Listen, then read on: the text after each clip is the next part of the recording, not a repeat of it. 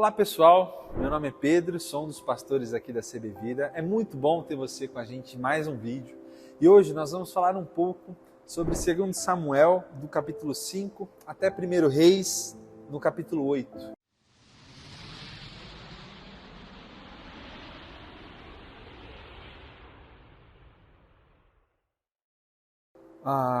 O livro de Samuel, que para nós é o 1º e 2 Samuel, na verdade foi escrito como um único livro, mas que em nossas Bíblias foi dividido em 2 livros por conta do seu tamanho. E o livro de Samuel fala basicamente de 3 personagens. Samuel, Saul, o primeiro rei de Israel, e Davi. Como ele foi dividido em 2, cada um dos livros tem basicamente 2 grandes seções. O primeiro livro de Samuel, na sua primeira parte, conta a parte da vida e do ministério de Samuel e a transição do povo de sair de um governo de juízes para um governo, uma monarquia. E a segunda parte de 1 Samuel conta a unção de Saul a rei, a sua ascensão, o seu pecado e a sua queda. E aí a gente dá início ao segundo livro de Samuel, que também tem 2 grandes partes. Conta a coroação de Davi como rei, a sua ascensão também, o seu pecado e a sua queda, e um desfecho do livro mais poética, que recapitula algumas histórias de Davi. E hoje nós vamos começar a partir do capítulo 5.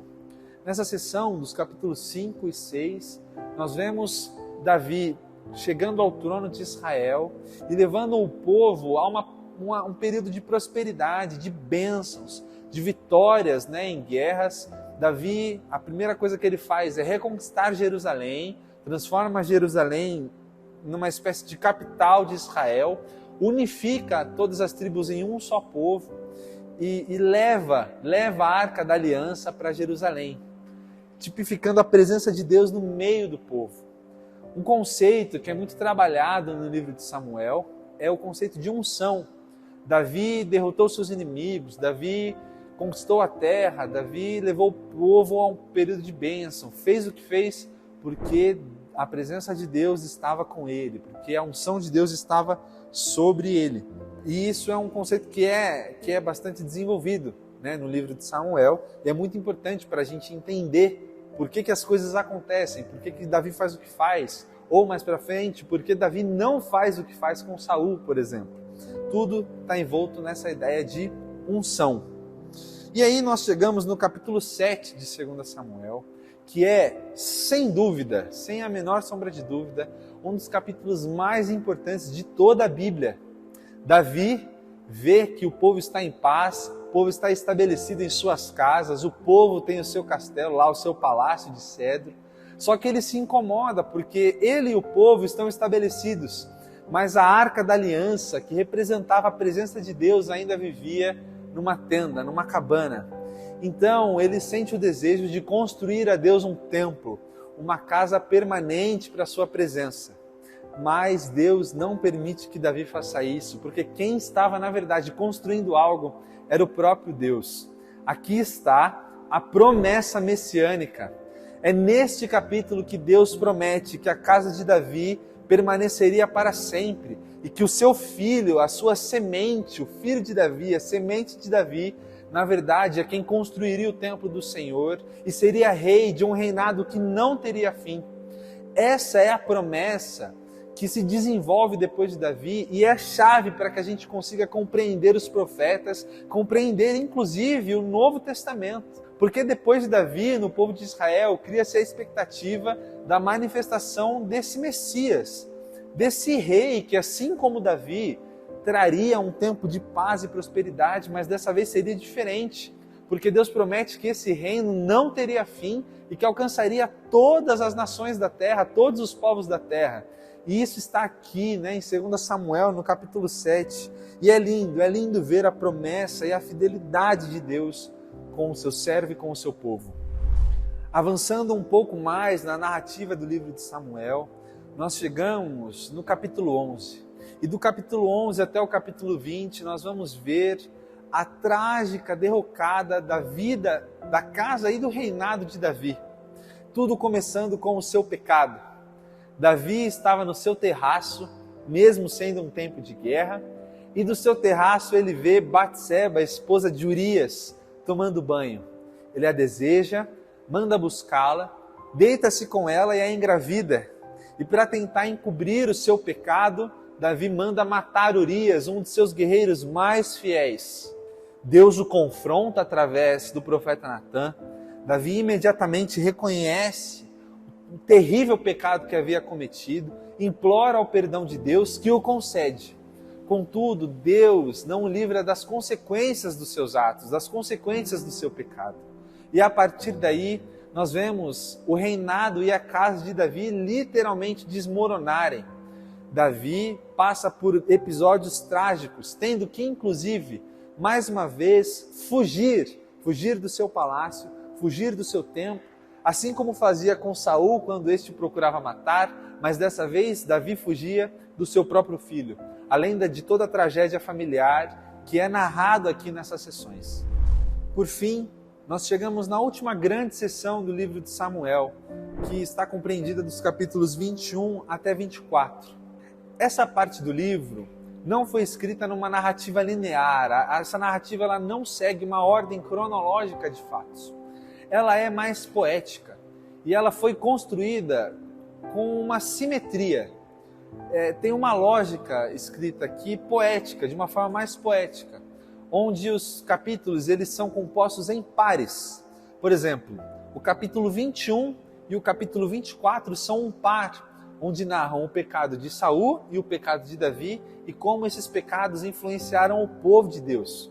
E aí, aqui no meio, nós temos relatos de Davi e de seus guerreiros, né, do capítulo 21, parte B, até o 23, parte, e o 23, parte B, são pares onde narram Davi em experiências de guerra, de batalha contra os filisteus, e Davi precisando ser salvo por um de seus soldados. É uma construção poética que mostra a fragilidade de Davi, já no final de sua vida. E no centro dessa construção, no centro dessa parte mais poética do livro, que reconta algumas histórias, nós temos alguns poemas de Davi, algumas canções que Davi escreve, exaltando a graça de Deus, a fidelidade, a bondade de Deus para com ele e com o seu povo, mostrando, né, que no centro dessa construção, no centro das falhas e da fragilidade de Davi, está a bondade e a fidelidade de Deus. E assim se encerra o livro de Samuel. E a gente já dá início à continuação narrativa, que é o livro dos reis. Assim como o livro de Samuel, o livro dos reis foi escrito como sendo um livro só, mas que por conta do seu tamanho, nas nossas Bíblias, foi dividido em dois livros. O primeiro livro dos reis e o segundo livro dos reis. Hoje nós vamos falar um pouco do primeiro livro dos reis até o capítulo 8. O livro dos reis dá sequência à narrativa de Samuel, como eu disse. Logo depois, o reinado de Davi chegando ao fim e o seu filho Salomão assumindo, né, o reinado de Israel, levando Israel a um ápice político. E depois nós vamos ver uma longa lista de reis que desagradaram a Deus, levando Israel até o desastre. Capítulos 1 e 2, nós temos o finalzinho da vida de Davi, e ele dando suas últimas palavras ao seu filho, seus últimos conselhos ao seu filho, de que se mantivesse firme nos caminhos do Senhor, que sempre se lembrasse de Deus, que não se desviasse do que Deus havia proposto para o seu povo. Só que é meio ambíguo esse discurso de Davi, porque logo depois de dizer isso, ele incentiva que Salomão derrote os seus inimigos, que Salomão dê fim à vida de principalmente 3 homens, Adonias, Simei e Joabe. Então é muito engraçado, né, ver como existiam os homens e mulheres de Deus, eram homens e mulheres como a gente, né? Existiam momentos excelentes, mas existiam seus deslizes, existiam seus momentos de humanidade. E é lindo ver como Deus usa homens e mulheres reais para cumprir a sua história e o seu plano no mundo. Dando sequência, nos capítulos 3 e 4, nós vamos ver que o início do reinado de Salomão não foi muito tranquilo, né, cheio de conspirações, né, tramas e algumas mortes, mas logo é apresentado a Salomão uma oportunidade única. Deus oferece o que ele quiser. O que Salomão quisesse pedir, Deus o concederia. E Salomão aproveita essa oportunidade de forma magnífica. E ele pede a Deus sabedoria. Sabedoria para governar e discernir o que é bom do que é mal. Isso agrada a Deus e Deus diz, olha, porque você não pediu riquezas, porque você não pediu poder, você vai receber a sua sabedoria e junto da sabedoria eu te farei um homem próspero e um homem poderoso como nenhum outro. Então, dá-se início a um tempo de prosperidade no povo de Israel, como nunca antes havia visto. Salomão discorre de uma sabedoria assim, que é realmente algo divino. E nós vamos ver dos capítulos 5 aos capítulos 8, que Salomão realiza o grande sonho de seu pai, que era construir um templo para o Senhor, construir uma casa para a presença de Deus. E é muito interessante ver que aqui nesses capítulos a narrativa praticamente para. E assim como foi lá no Êxodo, na descrição de como era o tabernáculo, também acontece aqui com a descrição de como era esse templo que Salomão estava construindo. Os materiais, cada cômodo, cada medida, cada utensílio que foi usado é descrito com riquezas de detalhes aqui nessa seção do livro de Reis. E hoje nós vamos parar por aqui. Foi um prazer ter você conosco nessa leitura. Eu espero que você esteja sendo abençoado por esse programa de leitura que nós estamos fazendo. E eu te espero no próximo vídeo. Até mais. Grande abraço.